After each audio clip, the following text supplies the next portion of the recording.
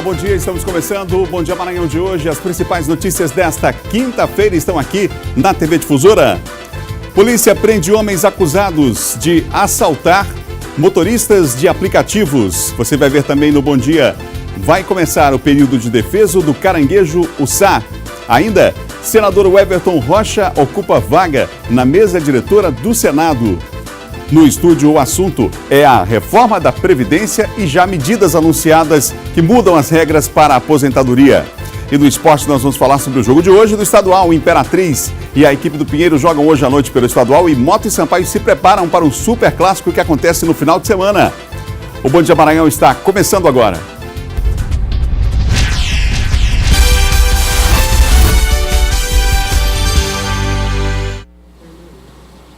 São 7 horas e mais 2 minutos, um ótimo dia para você que nos acompanha em todo o estado aqui pela TV Difusora. Estamos começando o nosso Bom Dia Maranhão, muitos assuntos. Hoje vamos começar o programa falando de segurança, já tem Laércio falando do esporte, o Diogo Coutrin fala sobre os bastidores da política e aqui no estúdio um assunto que interessa muita gente, né? As regras da aposentadoria. Muita coisa já mudou numa medida provisória que foi editada em janeiro desse ano e já eu vou conversar com a advogada Jennifer Maciel sobre esse assunto que interessa muita gente. As mudanças já estão acontecendo. Já o pacote completo da reforma da Previdência vai ser enviado ao Congresso Nacional. Ontem já o governo se manifestou dizendo que aguarda apenas o restabelecimento da saúde do presidente Jair Bolsonaro. Não há uma definição ainda sobre a alta do presidente, mas assim que ela acontecer, ele vai passar então a despachar normalmente. E aí o primeiro ponto é o texto da reforma da Previdência. Já há um texto pronto, a ideia é que o governo consiga mandar para o Congresso medidas mais rigorosas para ter uma gordurinha ali para queimar na hora da negociação com a Casa Legislativa. É assim que deve acontecer, mas a gente já vai antecipar aqui para você alguns pontos que podem ser alterados nessa reforma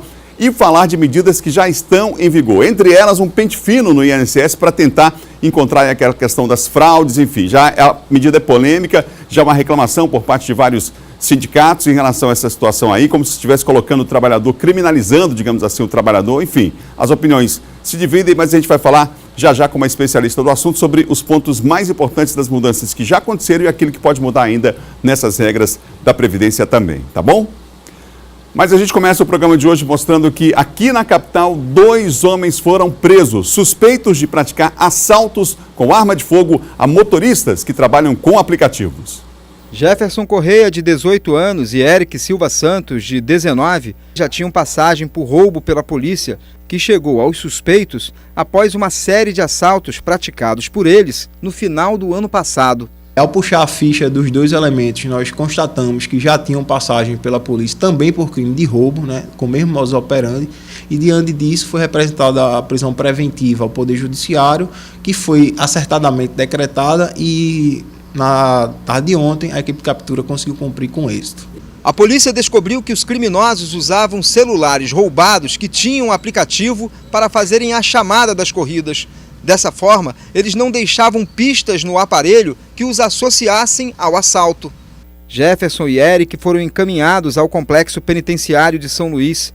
O delegado responsável pelo caso não descarta a possibilidade de que outras pessoas possam estar envolvidas nesse tipo de crime. Nesse inquérito específico, né, do qual foi representado pela prisão preventiva, apenas os 2 estavam envolvidos. Porém, não descartamos a possibilidade, né, de eles fazerem parte ou estarem envolvidos em outros crimes, né, e ter outras pessoas envolvidas, né? Estamos trabalhando nesse sentido. Olha, uma criança de 7 anos foi atropelada por uma van quando descia de um ônibus no residencial Nova Terra, em São José de Ribamar. Aliás, os próprios moradores lá fizeram vídeos com celular, esse vídeo rodou na internet, enfim. O motorista, segundo os moradores, fugiu sem prestar socorro à vítima, que precisou passar por uma cirurgia. Nós vamos ver agora essa reportagem aqui no Bom Dia. Gabriele permanece internada no Centro de Referência em Neurodesenvolvimento, Assistência e Reabilitação de Crianças em São Luís. Gabriele Sofia já passou por 4 cirurgias. Segundo a família, deve ser submetida a pelo menos mais uma. Também não tem previsão de alta. A mãe conta que a menina de 7 anos de idade teve fraturas nas 2 pernas após ser atropelada por uma van ao descer de um ônibus escolar nesta rua, no residencial Nova Terra. Toda vez eu ia deixar os meus filhos na parada, inclusive pedia sempre para eles 2 sentarem perto do motorista e não irem para trás e simplesmente só descerem na escola. E ao voltarem, ao retornarem da escola, eu sempre pedia também para o motorista só parar quando eu estiver no ponto. E não foi o que aconteceu. O outro filho de Fernanda, que também estava no ônibus escolar, por pouco também não foi atingido pelo motorista da van, que deixou o local sem prestar socorro. Se apresentou horas depois à polícia. Ela se revolta com a situação. Esses ônibus deveriam ter monitores, pelo menos no mínimo 2 monitores para cada ônibus escolar, coisa que não tem. Os ônibus eles são super lotados, todas as crianças vão em pé naquele ônibus ali, porque nem os assentos também não prestam dentro daqueles ônibus. Após o acidente, mães de outras crianças que também dependem do transporte escolar do município de São José de Ribamar denunciam a situação do serviço. Super lotado. É muito cheio, tem criança que não, a minha tem 14 anos, mas tem criança menores ainda, que às vezes o pai tem que ir, aí tem que pagar transporte para voltar, quando se não, fica por casa de algum parente esperando o horário de voltar. Eu vi que realmente não tinha monitor e a gente como mãe fica preocupada de mandar um filho, porque às vezes não dá pra gente ir dentro do ônibus, a gente fica preocupado de mandar um filho em pé e aqui como é cheio de buraco, numa freada, a criança pode cair. O transporte é muito precário, né? Porque aqui não funciona direito, os transportes estão caindo aos pedaços. E outra coisa, não tem monitor dentro dos transportes.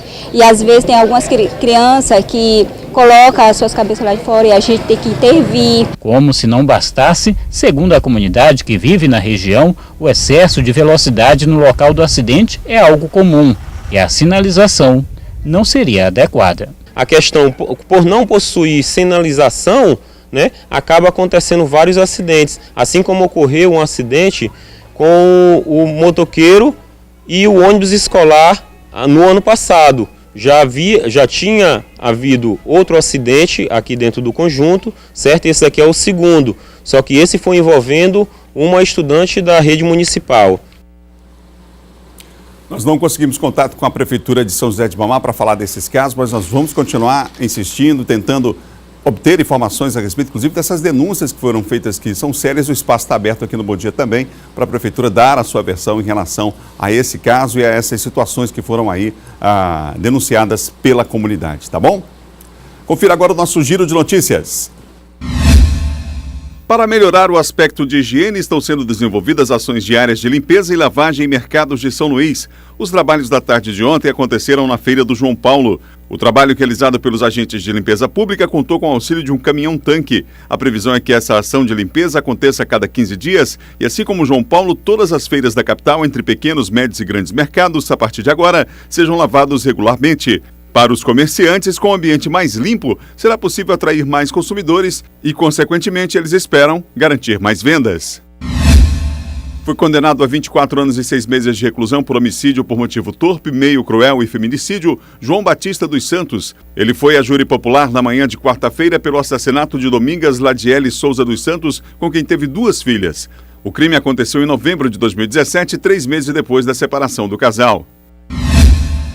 Foram condenados pela Justiça Federal os acusados do assassinato do delegado federal Davi Farias de Aragão. O crime aconteceu no dia 5 de maio do ano passado, enquanto ele celebrava o aniversário de 5 anos da filha em uma residência no bairro Araçagi, em São José de Ribamar.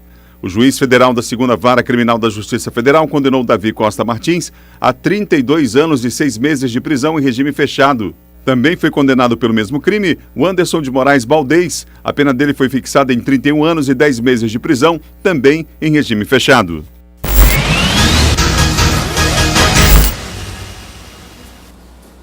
Vamos agora à participação de Silvão Alves aqui no Bom Dia, falando inclusive sobre esses 2 casos aqui de condenação que aconteceram ontem. Silvão, um ótimo dia para você. Bom dia, Adalberto. Bom dia a todos. Vamos falar primeiro desse caso do feminicídio, Silvão, um crime que chocou, né, que chamou a atenção e saiu agora essa decisão. Isso, exatamente. Foi uma sessão do Tribunal do Júri Popular. E você vê que tem hoje uma celeridade no andamento desses processos em função de termos hoje varas específicas para cuidar desses casos de feminicídio. Quer dizer, o crime foi em 2017. Nos outros crimes, não é, de homicídio, você vê que tem crimes aí que demoram uma eternidade, muito tempo para se ter um resultado no julgamento. E nesse caso aí, o crime foi em 2017, agora recente. Esse crime teve grande repercussão, porque ele foi lá na casa da vítima, depois de ter separado dela há cerca de 3 meses, lá na comunidade do Bom Jesus, no Polo do Coroadinho, e acabou matando ela com requinte de crueldade, o João Batista dos Santos. E aí, rapidamente, o processo andou, ele foi pronunciado a júri, ontem acabou sendo condenado a 24 anos de prisão em regime fechado. Depois que ele saiu de lá, já foi de imediato encaminhado para o presídio. Na nova lei anticrime, é bom lembrar, viu, Roberto, que antes o advogado, por exemplo, poderia recorrer e a condenação ficar suspensa até uma análise pela instância superior e etc. Agora, na nova lei anticrime, acaba. Isso aí, condenou, está lá, pronto, tem que cumprir, desde que tenha seguido o processo, tenha seguido todos os parâmetros legais, que não gere nenhuma questão de suspeição, o cara vai ter que puxar realmente a cadeia, principalmente se for crime de homicídio ou feminicídio, como é no caso de crimes contra a mulher. Lei que deve ser enviada ao Congresso Nacional nos próximos dias, portanto, já anunciada pelo ministro Sérgio Moro. Silvan, agora esse caso da decisão da Justiça Federal, porque envolveu ali o delegado Davi, né? Também foi outro crime de grande repercussão. Grande repercussão. Esse crime foi em maio do ano passado, né? Todo mundo lembra que o delegado, ele estava no momento de lazer, era o aniversário de 5 anos da filhinha dele, e ele estava reunido lá com a família, com os amigos, numa casa de praia, lá no Araçagi, quando os dois acusados, no caso Davi Costa Martins e o Anderson de Moraes Baldez, com um adolescente de 17 anos, invadiram essa casa aí. E foi cedo, e anunciaram, foi cedo. Ia começar anos, a festa, é só criança, tinha muita criança lá, né? Festa de criança. E aí eles invadiram lá a casa, anunciaram o assalto. O Davi Aragão tentou contornar a situação, né? Como delegado federal, um delegado super preparado, né? E a Polícia Federal tinha feito um grande investimento na carreira desse rapaz, que era um delegado muito jovem, e ele era um dos especialistas, dos bons delegados em crimes cibernéticos, esses crimes da internet, crimes virtuais. E aí, infelizmente, ele acabou perdendo a vida. Tomaram a pistola dele, né? Ele reagiu, parece que não tinha a intenção de matá-los e tal, e aí atiraram no delegado federal, o Anderson. Ele foi o primeiro a ser preso, porque foi buscar ajuda lá na UPA lá do Araçagi, foi o primeiro a ser preso, e depois o outro, Davi, foi localizado logo depois pela polícia, foi autuado em flagrante. Um está condenado a 30 anos e o outro está condenado a 32 anos, né? Isso, a dosimetria da pena, ou seja, a divisão da pena em função do grau de participação, o agravamento, né, da participação de cada um no crime, na morte desse delegado da Polícia Federal. Silvão, para fechar, vamos falar daqui a pouquinho, porque vai ter uma entrevista coletiva, a apresentação aí, mais uma apreensão de drogas significativa? Uma grande quantidade de drogas feita, crack, maconha e cocaína, para você ter uma ideia. Essa apreensão foi feita pelo SENAC, que é a Superintendência Estadual de Combate e Repressão ao Narcotráfico, lá na região lá do Parque Vitória, não é? Os delegados já vinham fazendo o monitoramento, o acompanhamento, e acabaram realizando essa prisão ontem e apreensão. Então, daqui a pouco, às 9 horas da manhã, lá na sede da SENAC, ali no bairro de Fátima, deve ser apresentado o resultado dessa operação, também com a quantidade de droga que a Polícia Civil, mais uma vez a SENAC, não é? Consegue desestruturar essa estrutura do tráfico, causando impacto e prejuízo financeiro. Além da droga, também foi apreendida uma pistola PT-380, que estava também com os traficantes. Obrigado, Silvão. Um ótimo dia para você. Ok, Adalberto. Bom dia a você, bom dia a todos. Silvão Alves participando aqui do nosso Bom Dia, são 7 horas mais 14 minutos, 7h14. Agora nós vamos à Imperatriz com Luiz Carlos Lima, que traz as informações direto da região Tocantina. Olá, Luiz, bom dia para você. Oi, Adalberto, muito bom dia para você também. Bom dia a todos que nos assistem. Olha, pessoas idosas vão começar a receber a caderneta que permite acompanhar o calendário de vacinas e controlar doenças como pressão arterial e diabetes. É uma espécie de prontuário. No Maranhão, todos os 217 municípios aderiram a esse programa, que é do Ministério da Saúde. Com a caderneta nas mãos, Dona Maria Luísa, de 77 anos, acompanha todo o seu guia médico, principalmente a sua aferição de pressão, que realiza todos os dias. Se deu alta, coloca aqui. Se deu normal, aqui. A caderneta tem o objetivo de auxiliar a saúde da pessoa idosa, sendo usada também pelas equipes médicas. O município é autônomo, ele faz adesão, e a partir do momento que ele faz adesão, que encerra, ele começa a receber.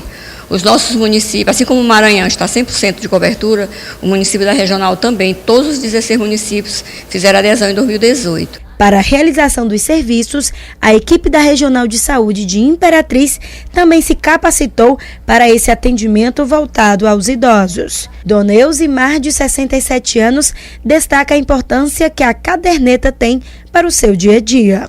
É importante porque a gente se consulta, é notado, né? Aí aqui tem médico para ginecologista, médico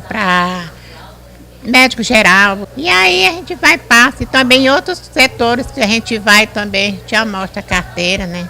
O Departamento Estadual de Trânsito lançou uma campanha para a atualização dos endereços de proprietários de veículos. O objetivo é evitar transtornos causados pela devolução de documentos emitidos pelo órgão e entregues pelos Correios. Difícil encontrar quem já não teve uma dor de cabeça com o serviço dos Correios. Cerca de 500 a 700 documentos são devolvidos por dia pelos Correios aqui para a Ciretran de Imperatriz. E para evitar esse tipo de transtorno, que a atualização cadastral de endereços está sendo realizada e é um serviço totalmente gratuito. Desde o dia 4 que as atualizações dos usuários são cadastradas no sistema. Isso gera um grande transtorno, tanto gera para o Correio, gera para a Ciretran e gera mais ainda para o usuário, que tem que vir aqui fazer essa espera, tem um tempo mesmo de espera, porque é muita gente para vir pegar esses documentos aqui. Com o número do CEP, telefone atualizado e e-mail, será possível os servidores entrarem em contato direto com os usuários. Até o dia 26 de maio, os usuários podem atualizar o cadastro de endereços. O serviço pode ser validado na própria sede da Ciretran em Imperatriz, das 8 da manhã até as 2 da tarde. E aí, só trazer um documento de identificação mesmo pessoal, comprovante de residência, e aí o pessoal do atendimento geral vai fazer essa atualização desse cadastro. Por hoje é só, Adalberto, a gente retorna com você e amanhã estaremos de volta com mais notícias aqui da região Tocantina. Até lá. Obrigado, Luiz. Um ótimo dia para vocês aí, Imperatriz também, tá bom? Agora nós vamos a Caxias. Informações chegando das regiões dos Cocais aqui no Bom Dia Maranhão. Adalberto e a todos que estão ligados no Bom Dia Maranhão. O destaque de hoje é sobre o novo número para denúncias via WhatsApp da Polícia Civil em Caxias. A ferramenta tem ajudado as forças de segurança no combate ao crime. Confira na reportagem. O trabalho de investigação da Polícia Civil precisa da ajuda da população através de denúncias. Há um ano que a Delegacia Regional de Caxias vem recebendo informações através do WhatsApp Denúncia, uma ferramenta que vem dando resultado e tem ajudado a solucionar vários casos. Sobre crimes que aconteceram ou estão à vista de acontecer, esses pontos de venda de drogas também.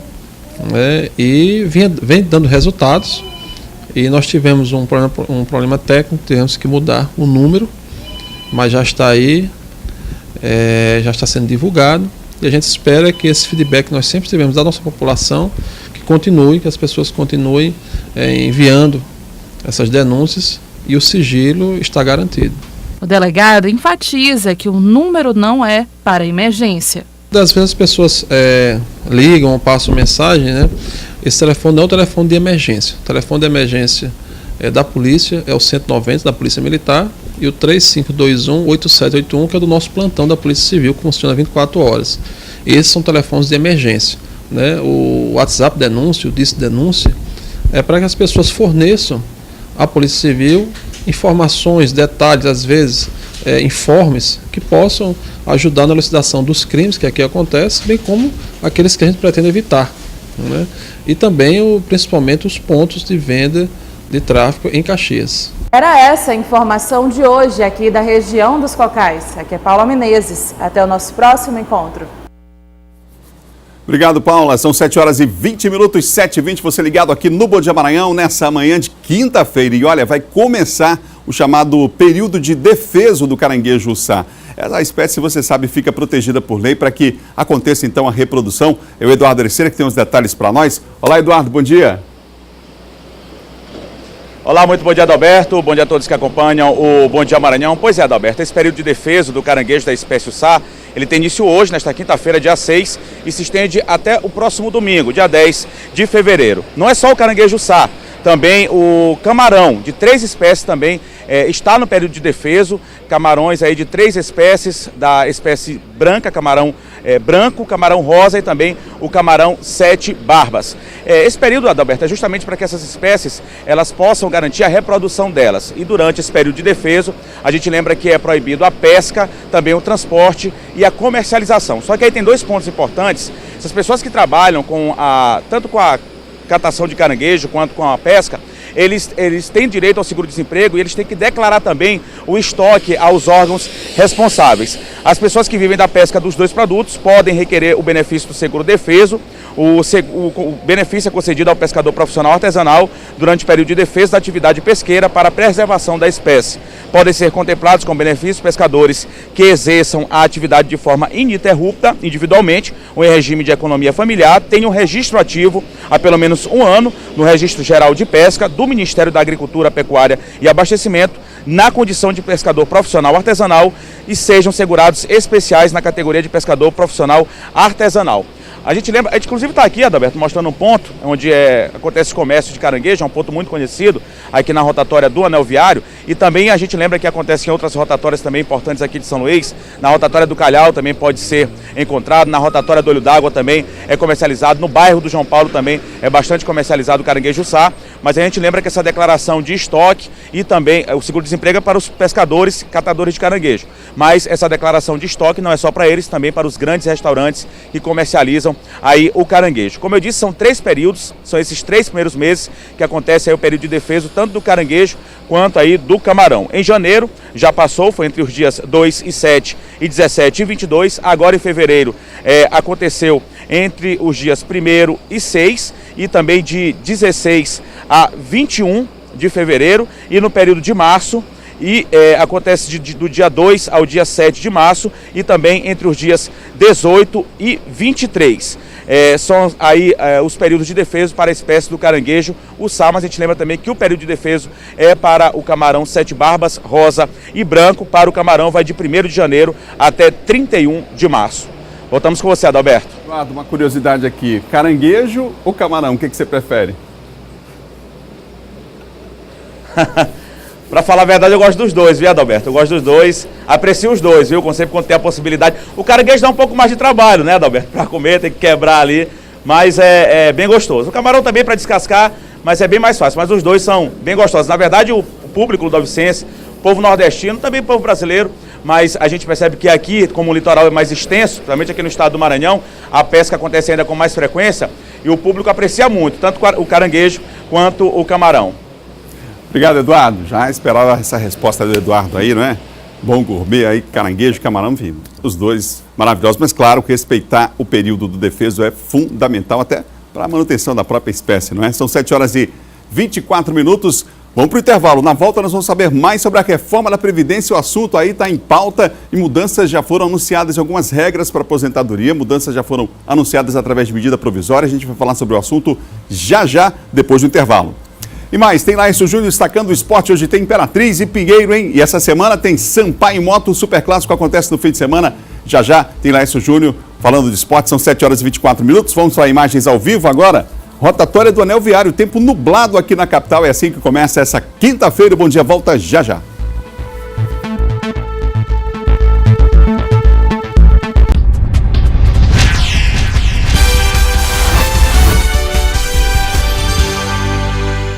São 7h28, de volta ao Bom Dia Maranhão ao vivo aqui pela TV Difusora.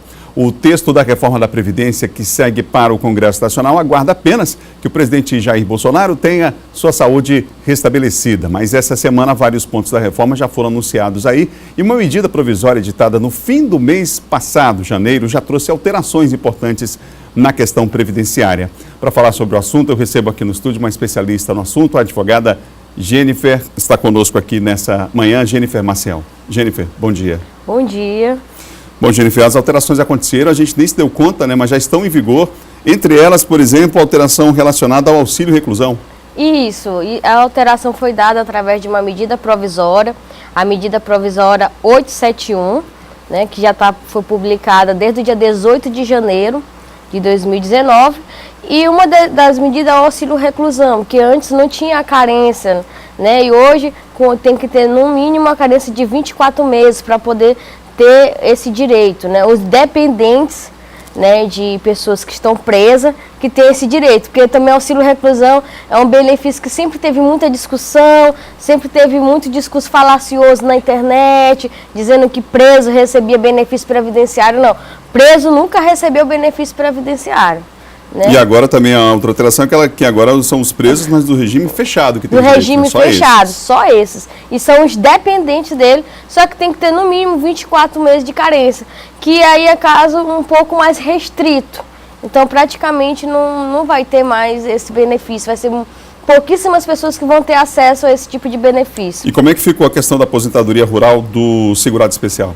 A aposentadoria rural, que é praticamente a aposentadoria aqui do Maranhão, do interior do Maranhão, que a gente sabe que a economia da cidade gera através dos benefícios previdenciários de aposentadoria rural, vai ficar mais difícil, porque agora o trabalhador rural vai ter que ter até janeiro de 2020, né, para se cadastrar diretamente no governo. No portal do INSS. Isso, no portal do Pronatec, eu acho que é assim o nome, né?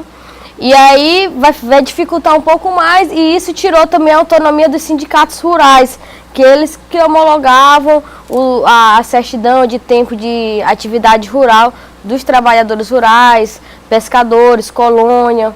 Então vai dificultar mais ainda, porque o trabalhador rural é aquele que às vezes não sabe ler, não sabe escrever. Como é que ele vai ficar fazendo cadastro no governo? Antigamente, por isso, dependia-se apenas de uma declaração, né, do sindicato. Agora não. Né, mas isso a medida provisória trouxe aí um ano para poder se adaptar. Então a ideia é ficar até 2020, né, começar isso em 2020. Salário maternidade também mudou. Salário maternidade mudou, né, que tem agora um período de 180 dias para requerer. Mas a lei fala da questão da prescrição, são 5 anos, né? Só que agora é 180 dias, não pediu, perdeu, né? Então ficou bem rigoroso mesmo. Houve mudança também na pensão por morte? Na pensão por morte também teve mudança no requerimento menor, que tem 16 anos, também só tem um prazo de 180 dias para pedir esse benefício. Se não pedir esse benefício, vai ficar complicado ele receber o retroativo do processo administrativo, né? Ele vai ter esse prazo aí de 180 dias. E também tem caso de pensão por morte que há discussão de quem que deve receber a pensão, né? Se é a ex-esposa, atual esposa, união estável, casado, não casado. Então, nesse caso aí também pode ser pedido uma suspensão da metade da pensão diretamente no INSS se estiver ocorrendo um debate na justiça, né? Se tiver essa discussão na justiça. Há uma informação de um pente fino mais rigoroso, digamos assim, para tentar evitar a questão das fraudes, né, nas aposentadorias. Houve também uma alteração em relação a esse tipo de atividade, né? Justamente. Essa medida provisória 871, ela veio essa questão do indício de irregularidade, né? Então, e o pente fino de 2016, que começou com o Temer, era apenas para benefício por incapacidade, aposentadoria por invalidez, BPC também, que tinha a questão da perícia médica, né? Agora, e tinha um prazo de 2 anos, né? Quem não fez perícia entre 2 anos, tinha que passar pelo pente fino. Agora não, com essa medida provisória, apenas 6 meses. Fez perícia, tem que fazer perícia em 6 meses, né? Ou então que tem indício de irregularidade. Esse termo indício ficou muito subjetivo ao funcionário do INSS na hora de analisar o processo administrativo do pedido de segurado, porque tudo pode ser um indício. E aí, com isso, ele pode suspender esse benefício, o segurado vai ter um prazo aí de 10 dias para poder recorrer muito rápido, e se ele não recorrer, já vai estar suspenso, entendeu? Então, mesmo se for para Brasília também, vai estar suspenso o benefício. Então, muita gente vai perder esse benefício previdenciário esse ano de 2019. Agora, Jennifer, para encerrar, a gente está vendo uma reforma que deve ser levada para o Congresso. A tendência é que o governo endureça mais nas propostas, para chegar no Congresso tem uma margem para negociação. Mas a tendência é de que realmente a situação fique mais complicada ainda para quem vá tentar a aposentadoria. Isso, a questão do governo é economizar 9 bilhões, né? Então, o que ele quer? Quem está dentro recebendo, ele quer tirar, e quem quer entrar, ele quer dificultar. Quer fechar a porta. Justamente. Fechar um pouco mais a porta. Justamente, né? Então, vai ficar um pouco mais difícil conseguir o benefício previdenciário em 2019. Essa semana, algumas propostas vazaram que foi formulada pelo ministro Paulo Guedes, que deve submeter ao Jair Bolsonaro, entre elas aquela questão da idade, né? 65 para homem, 65 para mulher. A tendência é depois negociar isso, mas endurecer, inclusive, nesse caso, porque havia uma diferença entre homem e mulher para aposentadoria, isso, né? é deixar mais... idade. Justamente, é deixar mais rígido também a questão da aposentadoria por idade e outros termos também nos cálculos, né? Tempo de benefício, na pontuação, que já era 85,95, agora 86,96. Então, muita coisa ainda vai mudar aí. Eu creio que até o meio do ano, a gente já tem essa reforma aprovada, infelizmente. Então, eu acho que a sociedade tem que se unir e debater isso, né? Debater para que não ocorra essa reforma do jeito que está aí em tramitação no Congresso. Obrigado, Jennifer. Boa sorte. Hoje você daqui a pouco vai ser empossada, inclusive, né, pelo professor João Batista Ericeira. Isso, a gente faz parte da Associação Maranhense de Advogados, AMAD, né? O professor João Batista Ericeira é o presidente e agora a gente está mudando de direção, vai ser o presidente, o Dr. Roberto Gomes, advogado, o vice-presidente vai ser o Sérgio Tamer, né? E eu vou ser diretora-geral. Que horas a posse, o local? A posse será às 18 horas, na Faculdade SVT, que fica ali no São Francisco, no prédio da Faculdade Laboro. Obrigado pela entrevista, boa sorte mais uma vez. Obrigada. Olha, o Tribunal de Contas da União estipulou um prazo de 60 dias para o DENIT apresentar um novo projeto das obras de duplicação da BR-135, que você sabe foram suspensas. Saiba mais com Geice Gomes. Foram constatadas irregularidades entre os quilômetros 95 e 127 da BR-135 na auditoria realizada pelo Tribunal de Contas da União na Superintendência Regional do Departamento Nacional de Infraestrutura de Transportes no Estado do Maranhão. O DENIT terá 60 dias para atualizar o projeto considerado ultrapassado, porque foi elaborado há 9 anos e não corresponde mais com a realidade do tráfego da BR. As obras de duplicação estão suspensas, mas os trabalhos realizados na estruturação de pontes e viadutos estão autorizados a continuar. Dentro da auditoria se detectou o quê? Que continuam a usar estudos de tráfego. A quantidade de carros e caminhões que vão usar a rodovia de 2010, nós estamos em 2018, todo mundo sabe que usa a BR-135 em 2019, né?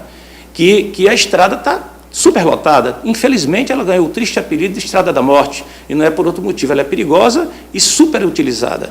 Então, esse estudo de tráfego tem que ser atualizado para 2019, para que a gente faça uma estrada mais durável.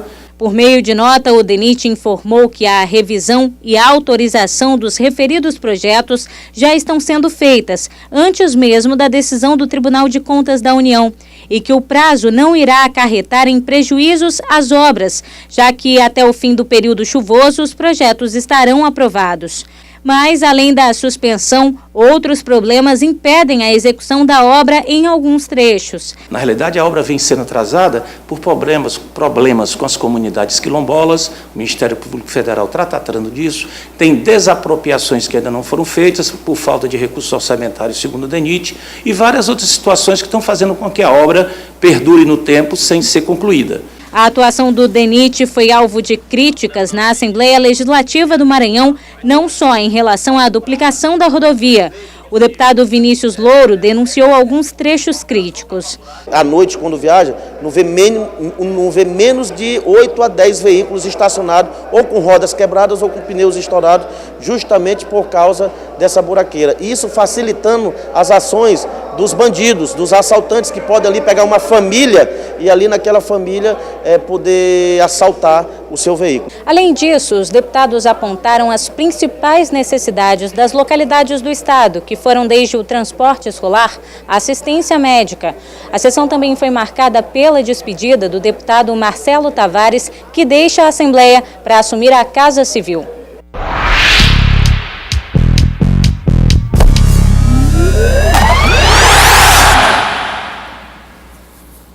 Vamos falar de esporte com o Laércio Júnior. Já no próximo bloco tem Diogo Tri falando de política. Laércio, ótimo dia para você. Ótimo dia, dia de clássicos. Dia de jogo, dia de jogão. Jogaço hoje lá em Imperatriz.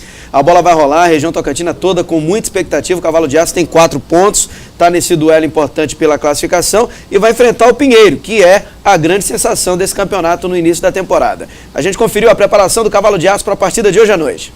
Foco total na preparação da próxima partida, um treino diferente também, seguindo à risca o bom condicionamento físico do grupo, para deixar tudo alinhado. A movimentação em São Luís contra o Sampaio foi boa.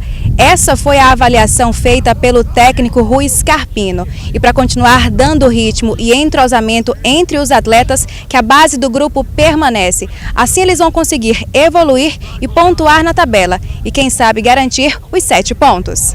Tivemos uma semana cheia de trabalho e com certeza agora adiante contra o Pinheiro já vai estar uma equipe mais compactada, uma equipe mais firme fisicamente, para que a gente possa estar jogando em alto nível e consiga manter uma intensidade de jogo durante 90 minutos. Até aqui já foram 3 jogos. Na abertura do Campeonato Maranhense, o Cavalo de Aço enfrentou o Santa Quitéria e disparou na frente da tabela. Depois, uma derrota e, por último, o empate 1-1 junto com Sampaio Correia. Demos um maior volume de jogo, maior intensidade. Agora é buscar manter, buscar melhorar aquilo que tem errado, para que venhamos fazer uma grande partida diante da nossa torcida. Já marcada para esta quinta-feira, a próxima disputa será contra o Pinheiro, no estádio Frei Epifânio da Abadia, às 8 horas da noite. O Cavalo de Aço ele está numa fase que precisa desse apoio aí da torcida, né? A gente precisa vencer mais essa batalha e o torcedor ele é o 12º jogador, né? Faz toda a diferença, a energia diferenciada quando a torcida se faz presente. Então por isso que a gente não abre mão de cada torcedor, das famílias, das mulheres, né? Que venham se fazer presente. Então queremos convidar todo mundo a comparecer. Imperatriz precisa do apoio da torcida, é o time que entrou com a preparação já do ano passado, a base mantida, que subiu da Série D para a Série C do Campeonato Brasileiro e que tem 4 pontos, mas a pontuação do Imperatriz é absolutamente normal. Venceu em casa, perdeu para o Moto, clássico e empatou com o Sampaio Correia. Agora a Imperatriz tem a oportunidade de jogar em casa com o apoio da sua torcida para se recuperar na competição, né, e seguir no G4. O adversário é o Pinheiro está em terceiro, também vem fazendo uma campanha até melhor que a do Imperatriz, ele soma já 6 pontos na tabela de classificação. E nós temos imagens aí dessa reunião que foi feita ontem, alguns atletas de Cristo, outros, um momento de descontração, preleção dos jogadores da equipe do Pinheiro. Olha o ônibus que o Pinheiro viajou, recebe todas as condições, o PAC, para disputar o campeonato estadual, transporte confortável, a equipe viajou desde terça-feira para a região Tocantina, você viu no detalhe o Vinícius Paquetá, e esses são os registros do Instagram do PAC, que você pode acessar lá na internet, do último treinamento disputado no Estádio Municipal Costa Rodrigues, que está muito bem preparado também para o campeonato estadual. O time do técnico português Luiz Miguel sabe que é um jogo importantíssimo e em caso de vitória, o Pinheiro praticamente garante a sua classificação. A bola rola hoje, 8 da noite, no Frei Epifânio da Abadia, expectativa de casa cheia. E no sábado, também por essa rodada, a 4ª do Campeonato Estadual, tem superclássico entre Sampaio Correia e Motoclube. O meia Eloir falou da importância de vencer o clássico para dar uma reviravolta nesse campeonato estadual. Confira. No momento que estamos vivendo, a gente precisa consertar e nada além de um clássico, né? A gente tem pela frente um grande clube, um grande rival, onde a gente pode dar a volta por cima e conseguir dar um caminho melhor à equipe do Sampaio Correia. É atenção total, a gente vai jogar um jogo pela Copa do Estadual, depois Copa do Nordeste. Vamos pensar primeiro em estadual para que a gente consiga a primeira colocação, que é importante na fase final depois. O Flávio tenta fazer mistério, mas não tem muita coisa para esconder não. Ele vai ter que mudar a zaga, tem poucas opções, apenas o Sandro e o Rafael. Provavelmente joga o Rafael e o Eloir, ele já antecipou que será titular. O treinamento teve poucas imagens para a imprensa registrar ontem à tarde lá no Castelão, mas um registro eu consegui do Lenilson.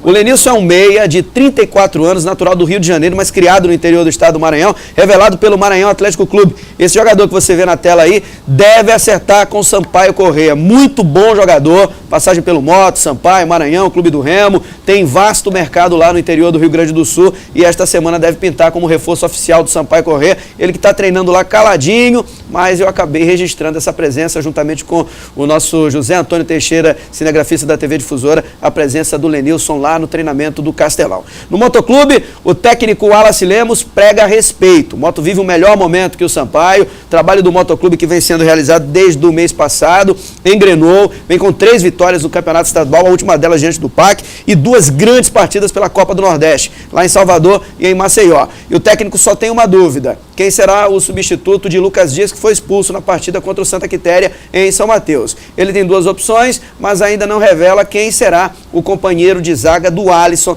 para esse jogo. A partida tem a organização do Moto. O Moto colocou ingressos à venda desde quarta-feira, desde ontem. Os ingressos já estarão sendo vendidos hoje no Castelão e no Estádio Municipal Nilzinho Santos. A princípio, apenas abertos setor 1 e cadeira coberta, o antigo setor das sociais do Castelão, com os setores divididos para as torcidas de Moto Sampaio. No setor 1, aquela divisão tradicional, Moto no lado tradicional, Sampaio também. Expectativa de uma grande festa. O clássico é sábado, às 5 da tarde, no Estádio do Castelão. E vamos torcer que o torcedor vá, né? Porque o Moto está muito bem. Acredito que a torcida do Moto vai em massa. E o do Sampaio Corrêa é o momento de apoiar, e o clássico pode mudar tudo. Sem dúvida alguma. Obrigado, Lécio. Até amanhã. Um abraço, Adalberto. É o nosso Lécio Júnior falando de esporte aqui no Bom Dia Maranhão. No próximo bloco, vândalos deixam estragos na Praça Deodoro, recém-entregue e revitalizada a população. Que pena, não é? Tem ainda as notícias da política com João Coutrinho. O Everton Rocha ocupa vaga na mesa diretora do Senado e, em reunião com governadores, Flávio Dino diz que reforma da Previdência não deve prejudicar os mais pobres. Assunto que a gente vai tratar já depois do intervalo. São 7h45, imagens ao vivo da capital maranhense. Tempo ainda nublado, Avenida Vitorino Freire aqui na capital. Voltamos já.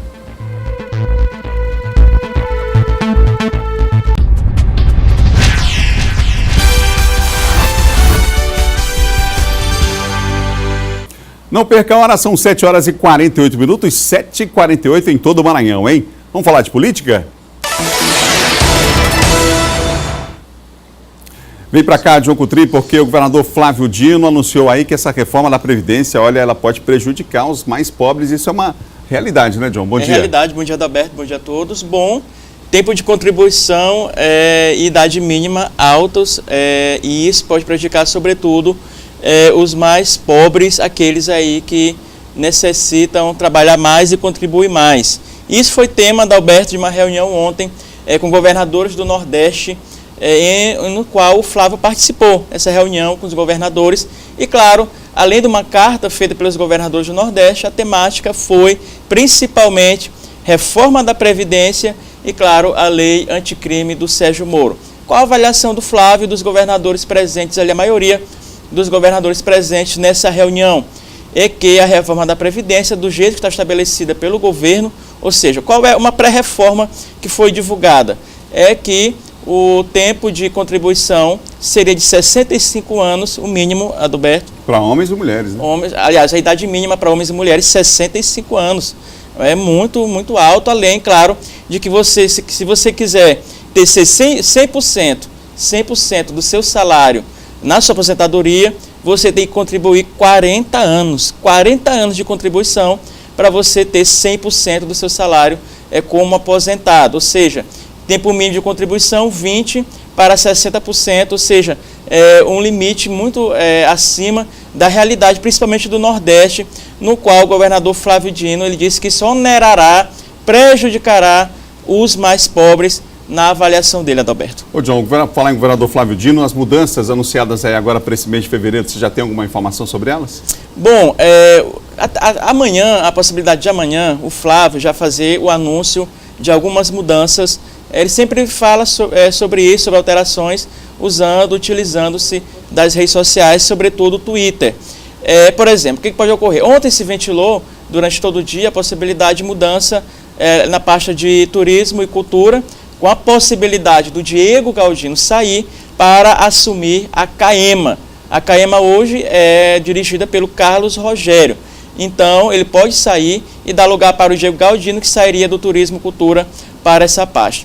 Na cultura e no turismo, pode haver aí a nomeação de um técnico ou então de um outro técnico vindo de uma outra secretaria que pode ocupar essa vaga da cultura e do turismo. Isso não foi confirmado.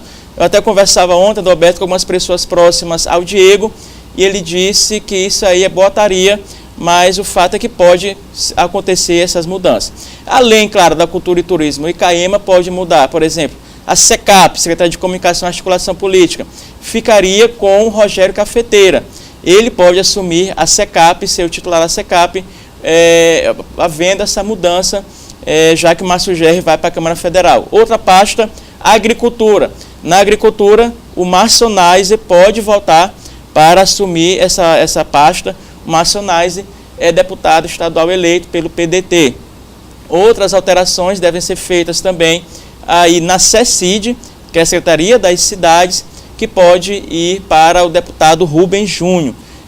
E também tem a questão das sedes, desenvolvimento social, que pode ter o retorno do Neto Evangelista. Então, essas alterações, essas composições estão sendo estudadas pelo governador Flávio Dino, e ele deve anunciar amanhã, quem sabe amanhã, já algumas alterações. Para finalizar, Adalberto, algumas mudanças na Assembleia. O ex-deputado federal Victor Mendes assume um cargo na Assembleia Legislativa, no gabinete do Roberto Costa. Ele será técnico parlamentar ali na Assembleia Legislativa do Maranhão.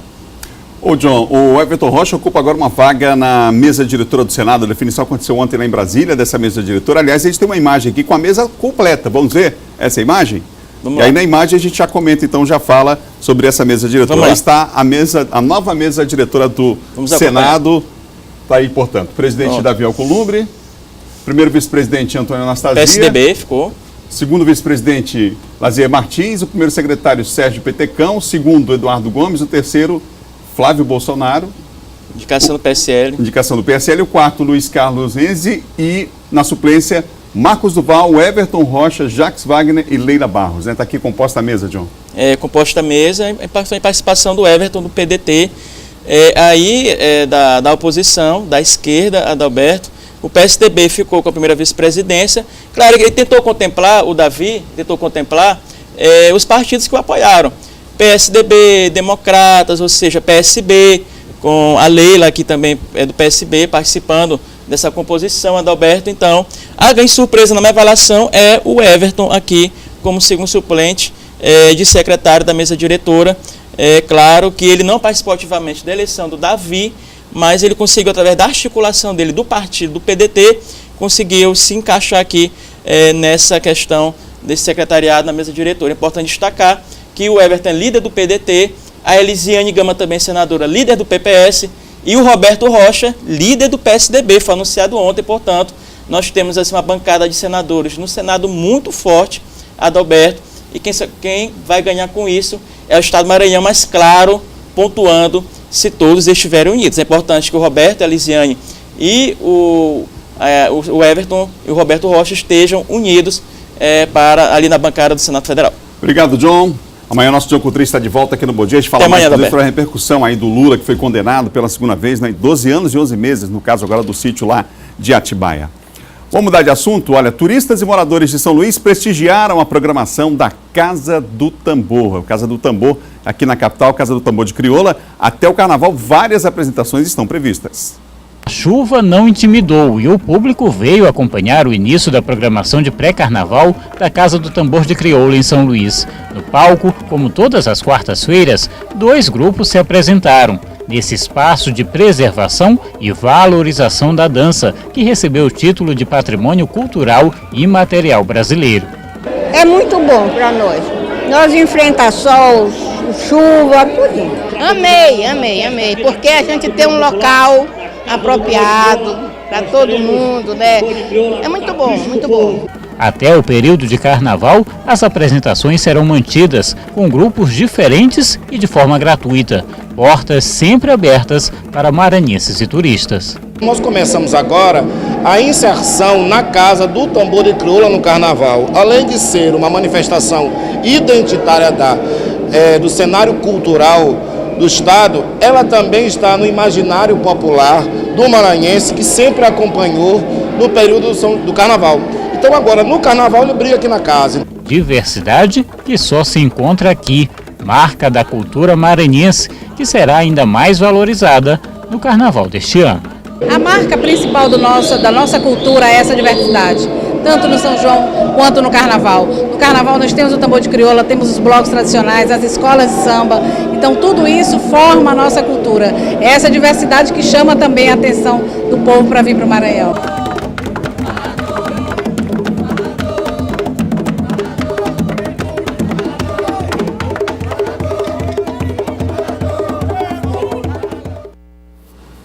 Toda semana tem até o carnaval, né? Essa programação. Olha, a revitalização das praças Deodoro e Panteão representa um marco na história da nossa cidade. Recém-entregues à população, elas, infelizmente, gente, já começaram a ser alvo de vândalos. Vamos ver na reportagem de Ciro Mineiro. O vandalismo aconteceu na madrugada de quarta-feira. A pichação foi feita em um dos bancos de madeira bem próximo aos bustos do Complexo Deodoro. A notícia de que a praça, há pouco mais de um mês inaugurada, já havia se tornado alvo de criminosos, pegou muita gente de surpresa e gerou revolta. Falta assim, de consciência até da própria população, né? Porque se a gente vê como era a praça antes, né, para que está agora, está muito bom. Eu acho que, a não ser que fique assim, policiamento direto. Um projeto desse que demorou tanto para ser reformado aqui, e em menos de um mês já tem um ato desse de vandalismo, é complicado mesmo, é de revoltar a população e os cidadãos. Nós que somos moradores aqui de São Luís é quem deveríamos dar o maior exemplo, né? Realmente houve um investimento na praça, na questão da infraestrutura, que fazia tempo que os governantes não olhavam para essa situação, né? E que depois de feito o serviço nós não estamos sabendo corresponder com relação à manutenção. Ainda na manhã de quarta-feira, a pichação foi removida do banco. Por meio das redes sociais, o prefeito Edivaldo Holanda Júnior se posicionou, lamentando o episódio e aproveitou para pedir a colaboração de todos os ludovicenses para cuidar do que é nosso e denunciar esse tipo de atitude. A segurança do Complexo Deodoro é feita por equipes da Polícia Militar e da Guarda Municipal. Em entrevista à TV Difusora, o superintendente do IPHAN no Maranhão chamou o que ocorreu no banco da praça de crime. Esse ato é lamentável, é inaceitável, isto é um crime. Quem praticou isso é um criminoso e o que a gente entende é que a população tem que fazer a sua parte. A população tem que entender que os recursos que foram colocados nesta obra, os recursos financeiros colocados nesta obra, são recursos oriundos do seu imposto, do imposto da população que nos assiste agora. Então, eu repito, é inaceitável que um cidadão faça uma depredação de um espaço público desse. Para esse historiador, o espaço em questão é um patrimônio de todos nós e dessa maneira deve ser preservado para que ele se mantenha pelas futuras gerações. Preciso que a população em geral, que o cidadão ludovicense tenha essa consciência, né, que possa também ajudar os poderes públicos, né, a preservar, seja fiscalizando, né. Absurdo, né, gente? Amanhã a gente volta às 7 com o Bom Dia Maranhão. Vamos falar no Bloco de Carnaval com a secretária de Turismo, é uma das entrevistadas do programa. Você não pode perder. Outras notícias no portal MA10. Para fechar, imagens da nossa cidade de São Luís do Maranhão, Avenida dos Portugueses, ali já um braço da BR-135. É com essa imagem que a gente encerra o Bom Dia de hoje, tempo nublado na capital. Amanhã a gente se encontra. Até lá.